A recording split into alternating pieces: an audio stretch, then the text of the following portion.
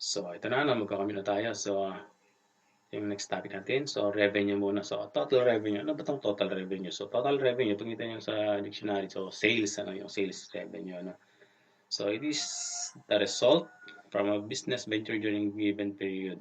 So, it is the product, the selling price, P, and the number of units sold, D. So, ilan yung nabenta mo? Tapos yung price. So, TR is equal to price times the demand, So, alam mo yan. Nagbenta ka ng kamatis, halimbawa, example, kamatis yan, 20 pesos per kilo, tapos nagbenta ka ng 100 kilos, bumili ka ng 100 kilos. So, nabenta mo siya ng 2,000. So, yun ang revenue mo. Hindi mo pa tinatanggal yan dyan yung gastos mo, yung gastos, halimbawa yung puhunan, So, yan ang revenue, So, yan, price times the demand. So, ano naman yung mga cost na pag-aralan ulit natin, So, doon sa introduction, napag-aralan natin yung fixed cost. Ito na yung hindi nagva-vary, hindi siya napapali, hindi siya nagva-vary, hindi siya tumataas, hindi siya bumababa. Fixed. Yung binabayaran mo na renta, gano'n. Yung CV naman, yung malaki na CV, yan yung mga total variable cost, lahat ng variable cost na kailangan. So, ano ba yung mga variable cost? Halimbawa, isa kang furniture maker, sa pag-produce ng isang set ng sala set, halimbawa, ang kailangan mo doon, mga materials, So, yun, materials, pako, mga varnish, epoxy, kung mayroong epoxy, So, lahat yun, variable cost lahat yun, per unit yun. So, ilang litro ng varnish, ilang litro or ilang kilo na pako ang kailangan mo sa isang sala set. So, variable cost yung tawag doon. Pag pinagsama-sama mo lahat yun, variable cost ng tawag doon, malaking CV. Halimbawa pa, meron pa siyang labor cost, magkano bang hire sa isang karpintero o tagagawa, meron siyang material cost, and other variable cost. So, CV na malaki is equal to the CV na maliit, yung variable cost per unit, multiplied by the demand, So, makita mo dito sa formula, So, yan. So, ano naman yung maximum profit? Ano ba yung profit? So, profit, makikita nyo, is equal to the total revenue less total cost. So, dito, tatanggalin mo na yung cost ng pamasahe mo, So, dito, sa kamatis, sample ko lang kamatis. Binili mo siya, total cost. Binili mo yung kamatis ng 10 pesos per kilo. Yan, 10 pesos per kilogram times 100. So, magkano ang puhunan mo ngayon, So, 1,000, 1,000 pesos, So, kukunin mo yung profit mo, very easy, Huwag mo nang i-elaborate pa. So, 2,000 minus 1,000. Yun ang profit mo, 1,000 pesos.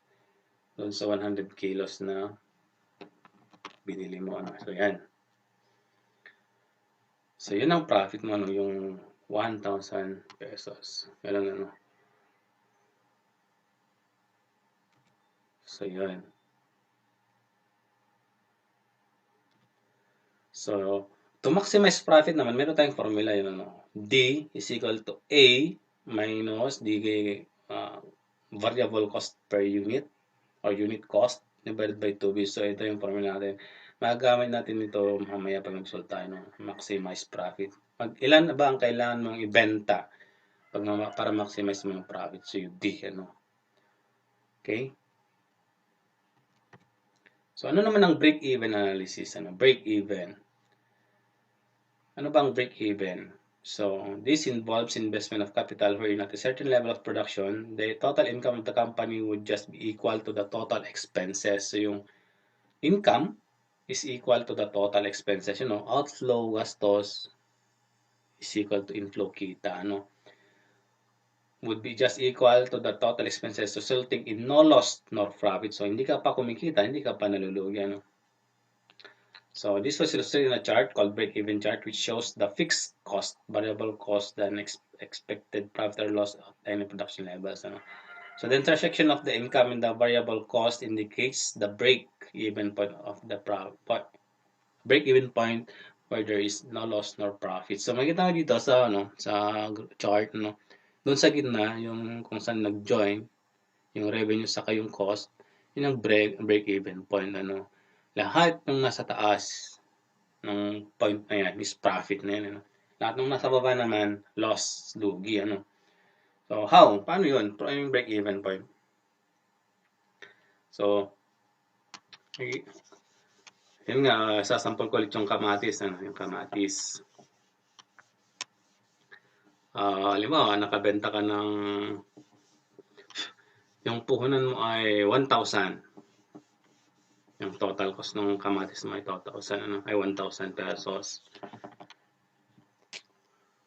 So, total cost is equal to 1,000. Yan. Now, habang nagtitinda ka, binilang mo yung pera mo. Umabot na siya ng 1,000. Ibig sabihin, break-even ka na. Break-even ka na. Ibig sabihin, yung gastos mo ng 1,000, yung puhunan mo, nabawi mo na ng 1,000. So, ilang kilo kaya yon yung nabenta mo? So, yun nga, yung total revenue mo, i-divide mo ngayon ito ng 20 pesos per kilo, So, 50 kilos yung demand na, yung nabenta mo na, yung nabenta mo na is 50 kilos. So, ibig sabihin, meron ka pang natitirang profit na 50 kilos. Kasi yung binili mo ng kamatis is 50 kilos. So, ibig sabihin, ito yung sobra na, yung lahat na mabebenta mo dyan sa 50 kilos na yan, profit na yan. Kahit matira dyan is 20 kilos, yung 30 kilos, sample, is profit na yun. So, yan ang break-even analysis. So, total cost is equal to the total revenue. So, pagsasamahin mo lahat ng total cost natin, CF plus yung variable cost, multiply the demand is equal to the PD. Kung makikita mo yung mga formula natin, Yan Total revenue is PD. Total cost is CF plus CV. Ayan. Or CV is equal to, substitute mo yung CV doon sa malaking CV. So, yun. Total cost is CF plus CVD. And then, pag i-substitute mo na lahat doon sa break-even analysis natin, yun. And manipulating the formula, so makita mo yung maximum demand para ma-maximize mo yung profit, yung D is equal to fixed cost divided by price less CV. So, next.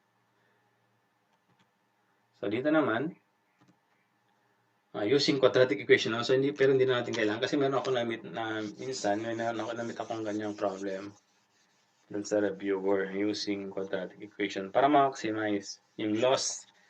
Yung x is equal to negative plus minus. Yun, loss and yun, profit yun. So, as we go on siguro, magkakabit tayo ng ganyan.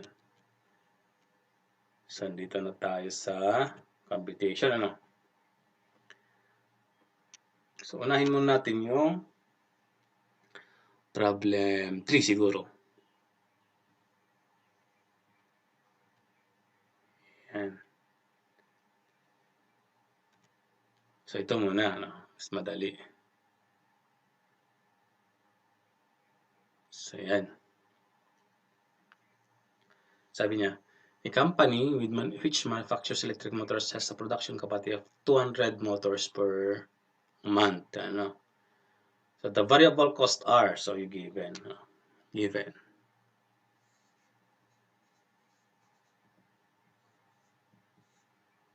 So, variable cost. So, CV na maliit, per motor, per unit, per motor, Yan. And then, the average selling price of the motor is 275. So, bebenta mo siya. Price. 375 pesos. So, fixed cost. Ano ba yung fixed cost? Fixed cost is 20,000 per month, which includes taxes. Ito siguro mga binabayaran. So, FC or CF, depende na sa'yo, Depende na sa inyong mag-solve. So, the numbers of motor that must be sold each month to break even is closest to. So, ano yung formula natin? Ulit, balikan lang natin yung formula. So, yan, So, D, solution. So, D is equal to A minus CV divided by, sorry. Ito.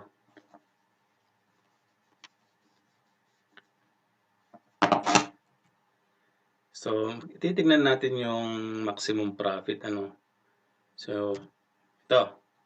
D is equal to CF divided by P minus CV, yan. So, malaking CF, maliit na CV, Yun. So, D is equal to fixed cost or FC yan, depende sa'yo. So, 20,000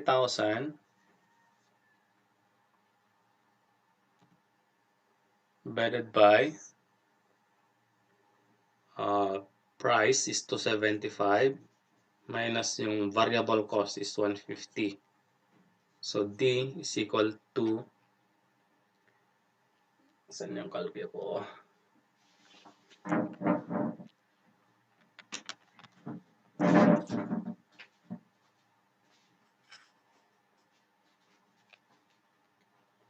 So, D is equal to, paki-compute na lang.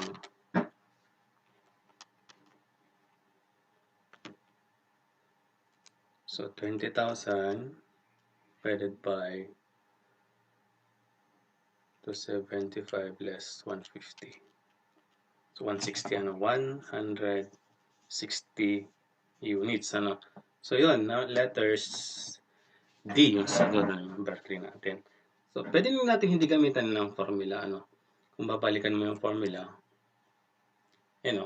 CF plus CVD is equal to PD, Pwede rin ganon. Depende sa'yo. Or, CF, 20,000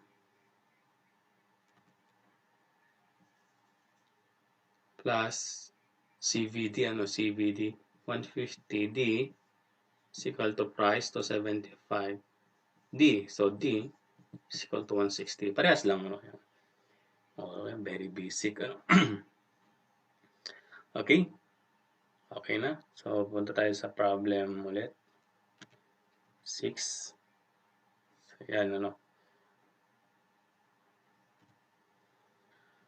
So, ito. Marami na siyang variable cost. Makikita mo doon sa problem.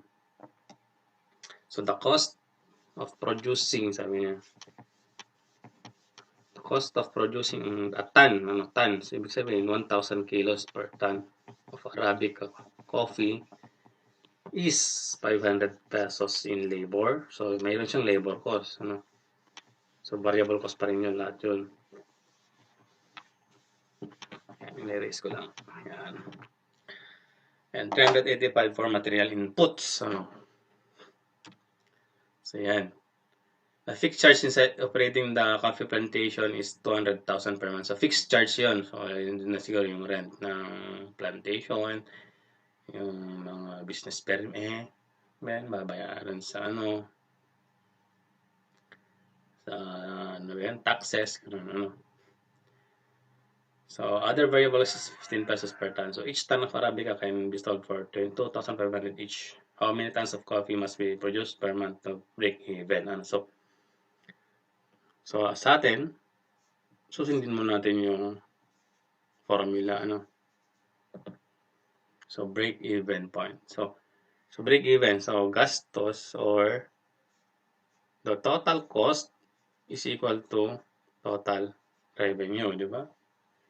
Para break even siya. Yan.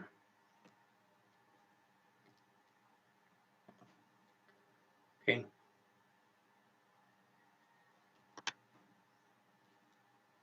Yan. Or, so ano yung mga cost natin, So, CV malaki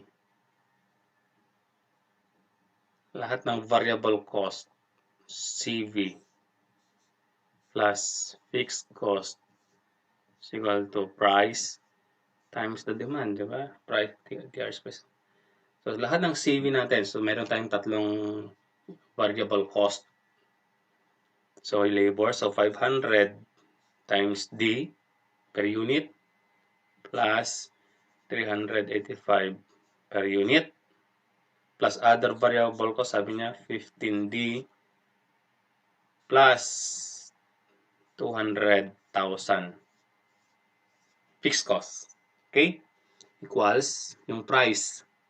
So, magkano ang benta ng per tons? Yung 1,000 kilo. 2,500 per ton. So, yan. So, manipulating the formula, 900D plus 200,000 is equal to 2,500D. So, D is equal to 125 tons. No, yan. Diba? Very basic. No? 1,500 minus 900 divided by 20,000. Ay, yes. Inverse. So, 125 tons. Okay? Or, sa ano na lang, madaling salita siguro, hindi natin gamitan ng formula. So, gastos equals kita. O Tagalog, Tagalize. So, gastos. Lahat ng gastos mo sasamahin mo. So, 500x. Gamitin na lang x, pwede rin.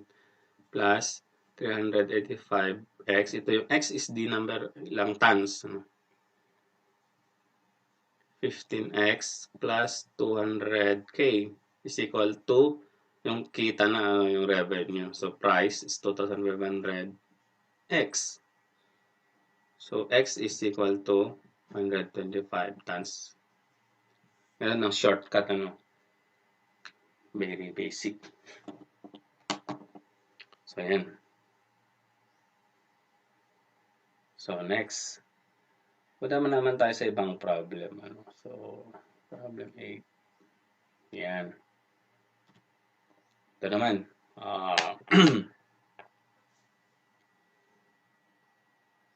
Ito muna. O yung number na muna. Number problem 4 muna. Ayan. Mas madali ito. So, a company has established that the relationship between, sabi niya, the sales price for one of its product, yung company daw mayroon siyang product, and the quantity sold per month is approximately D is equal to 780 less than P. Ano?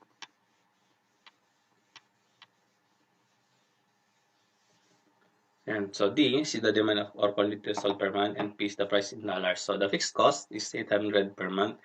The variable cost is 300 pesos per unit produced. So what number of units should be produced for plant and sold to maximize profit? Ano? So anong formula natin? So makikita nyo dito. Yan. So yun. D is equal to A minus CV over 2V. Ano? So maximize profit. Demand. Ilan kaya yung bebenta? Mabebenta dapat. Okay, ilan kaya yung produce? So yun.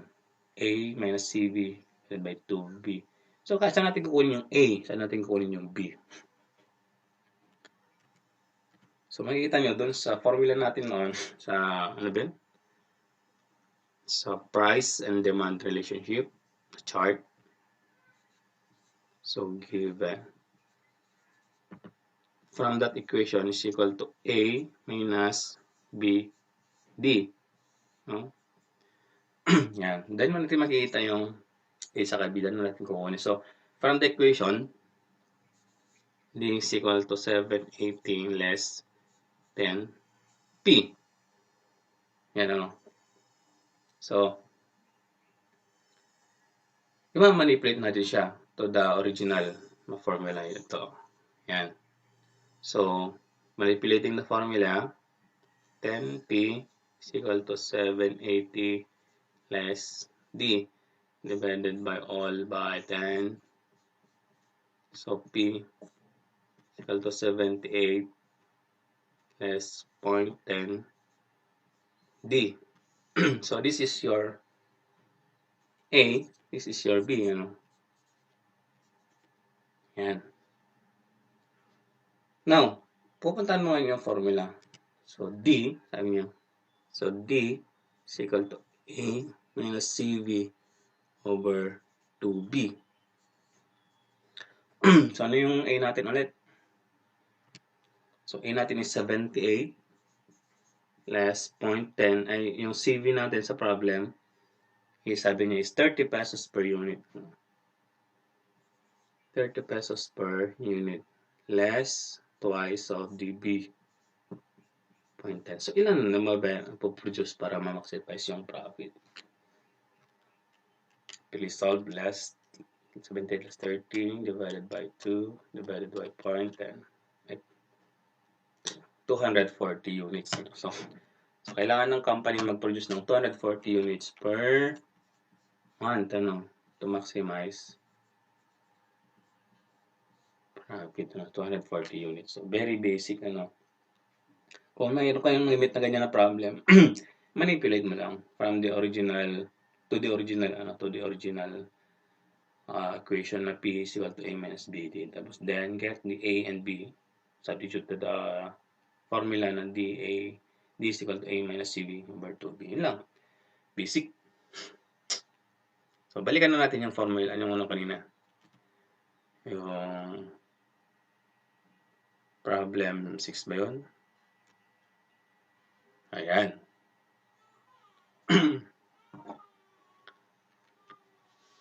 So, dito naman, Magmachera is engaged in the research. Ito kasi ginawa ko sa reviewer. Meron sang choices. Reviewer natin sa PSABE. So, Magmachera is engaged in the research, design, and manufacturing of farm implements. Ano? So, number 6. So, the company estimates the relationship between unit price and demand per month for potential products approximately. Yun, meron siyang equation na naman. So, at least ito, nasa original form na siya. So, P is equal to 112 less 0.1, 0.01. D. So, A. So, this is your A. This is your P. Ano? So, fixed costs are estimated to be 72,000. So, fixed cost, CF or FC. Nasaan nila ako kasi sa FC, KFC. Per month and estimated variable cost. So, per unit yun. Yung malit na naman na CV natin. 26 pesos per unit.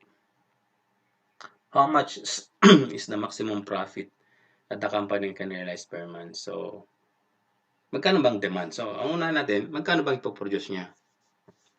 So, D. So, sabihin natin yung D, ano, solution na tayo. Yan. D is equal to A minus CV over 2B. Ano? So, maximize. Ito yung, magkano ba ipoproduce niya? Nila. So, A is 112 minus CV is 26 divided by twice of 0.01. Okay? So, ilan kaya yan? So, 112 plus 26 divided by 2 divided by 0.01. So, 40,300. Implements. Units yan, units of implement. Yan kailangan niyang i-produce. Now, magkano ba isa? Pag binenta ko, pag binenta nila, magkano ba isa? So, price. What is the price? So, dun sa formula mismo, ito. Yan. So, P is equal to 112 less 0.01. I-substitute mo yung D na kamit natin ng demand. So, ilan? 4,300 units. Ano? So, magkano ba ang benta nila? Times 0.01 less 212. So, 69 pesos. Ano? 69 pesos per unit. Yan ang benta nila. So, magkano naman ang profit na price? So, C. Okay, hindi nakasya yung ano natin. Pagkasya natin yan. So, profit is equal to total revenue minus the total cost. Ano? So, ano ba ang total revenue ulit? Profit. Magkano ba mapagbebentahan? So, P. So, given na yan. Meron na sabi natin yan. Yung price times the demand. Minus the total cost. Magkano ba? Ano ba yung total cost? So, CV times the demand plus fixed cost. So, yun. Diba? Okay. Equals to price is 69 pesos times the demand is 4,300 minus CV. What is your variable cost? So, 26 pesos per unit times 4,300 plus yung fixed cost natin na 72,000. 72K na lang. Lagay ko dito. Plus yung 72,000. Hindi nakasya. Now, magkano ba ang profit? So, profit, compute nyo na. So, profit is equal to 112,900 pesos. Diba? Basic, So, letter C. O, pag board exam, nakadalawa na tayo. So, yun. So, makikita nyo, nandyan lahat. So, siguro, kayang-kaya na natin, yan. So, ulitin na natin. So, the given is the equation, 112 less 0.0 D. Dito natin makuha yung A saka B. Yung F fixed cost 22,000. Yung variable cost per unit is 26 pesos. Of course, kunin muna natin yung demand. Magkano ba ipaproduce nila? Implement. So, 4,300 units. Nakuha natin. Magkano ba ang presyo niya? So, 69 pesos per unit. So, doon mo na masasolve yung profit. Yan. So, profit is 112,900. So, wala na ata.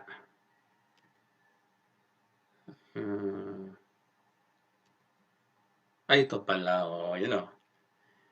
Ito yung natin, yung formula natin. So, P is equal to A minus BT. Yung slope intercept form, yung price and demand relationship. So, dito makuha natin yung maximum profit. Sorry. Yung price o kaya maximum demand, yung demand. Okay na. So, nagbibigay siguro ako ng assignment sa group chat na natin. So, have a nice day.